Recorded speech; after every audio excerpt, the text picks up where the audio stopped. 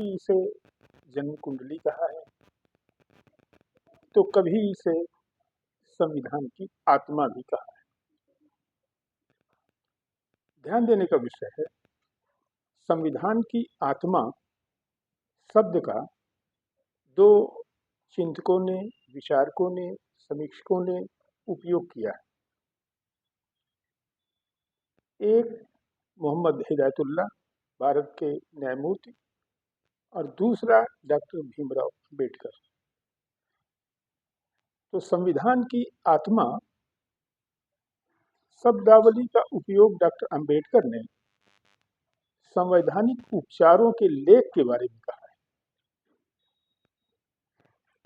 और एम हिदायतुल्लाह ने संविधान की आत्मा शब्द का उल्लेख भारतीय संविधान की प्रस्तावना के बारे में किया है। इसको हमेशा आपको ध्यान में रखना पड़ेगा। दो विचारक हैं, दोनों ने एक ही शब्दावली का उपयोग किया है, लेकिन एम हिदायतुल्लाह ने संविधान की आत्मा शब्दावली का उपयोग प्रस्तावना के संदर्भ में किया है, और डॉक्टर भीमराव अंबेडकर ने संविधान की आत्मा शब्द का उल्लेख संवैधानिक उपचारों के लेख के बारे में कहा है। तो हमारे संविधान की प्रस्तावना बेहद महत्वपूर्ण है। उन दिनों संयुक्त राष्ट्र संघ का गठन हो चुका था।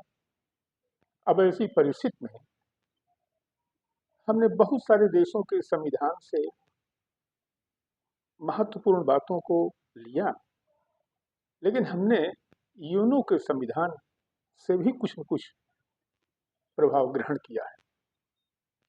तो हम भारत के लोग ये शब्दावली जो है, ये यूएनओ से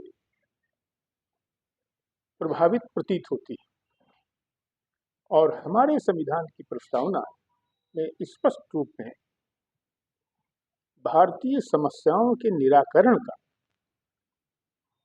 एक तरह से उल्लेख किया गया है।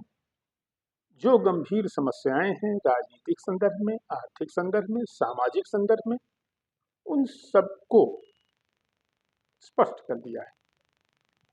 तो प्रस्तावना कहती क्या है? हम भारत के लोग भारत को संपूर्ण प्रभुत्व संपन्न, समाजवादी, पंथनिरपेक्ष, लोकतंत्रात्मक गणराज्य बनाने के लिए तथा उसके समस्त नागरिकों को सामाजिक, आर्थिक, राजनीतिक न्याय प्रदान करने के लिए और विचार, अभिव्यक्ति, विश्वास, धर्म और उपासना की स्वतंत्रता प्रदान करने के लिए तथा उन सब में बंधुत्व भाव, एकता भाव, राष्ट्रीय एकता, अखंडता का भी प्रश्न इसमें आ जाता है, समाहित किया जा रहा है।